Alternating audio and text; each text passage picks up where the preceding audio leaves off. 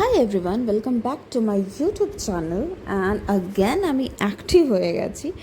So মাঝে মাঝে জানি একটু গায়েব হয়ে যাই, বাট তারপরে আবার ভাবি যে তোমাদের সাথে কথা বলাটাও খুব দরকার, খুব জরুরি। একটু ব্যস্ততা হয়ে গেছিলো, যার জন্য আমি ক্ষমা চেয়ে নিচ্ছি। আর আজ থেকে যেহেতু শ্রাবণ মাস স্টার্ট, সো আমি একদম ফটাফট সকালে খুব তাড়াতাড়ি উঠে গেছিলাম, বিকজ অনেকগুলো কাজ ছিল। বাকি এমনি কাজ তো দিদি এসে করে দেবে, বাট স্টিল ওটার আলাওয়াও আমাকে অনেকগুলো কাজ ছিল যেগুলোকে কমপ্লিট করার ছিল।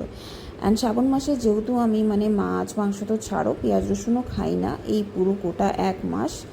আর আমাকে খুব ভালো লাগে, এটা অ্যাকচুয়ালি আমি অনেক বছর ধরে করি, তো আমার এখন আদত হয়ে গেছে। তো ঘর পুরো পরিষ্কার করে নিয়েছিলাম, আর এখন গেলাম রান্নাঘরটাও যে একটু যাওয়া আছে সেটাকেও একটু ভালো করে ধুয়ে মুছে পরিষ্কার করে নিই।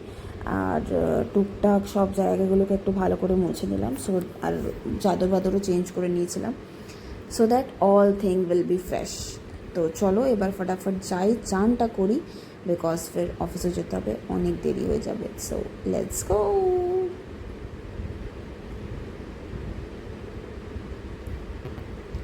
আচ্ছা, তো দাঁড়াও, এবার আমি পুজোটা শেষ করে ফেলি, আদারওয়াইজ অনেক দেরি হয়ে যাবে আমার। অ্যান্ড এটা করাটা দরকার শান্তিভাবে। আমি এখন বেরিয়ে পড়েছি অফিসের জন্য, ঠাকুর দেখতে দেখতে যাচ্ছি, ঠাকুরের নাম করতে করতে। আজকে একদিন বিপত্তারিণী পুজো আছে, যার জন্য রাস্তাঘাটেও প্রচুর ভিড়। চলো আগে অফিস যাই।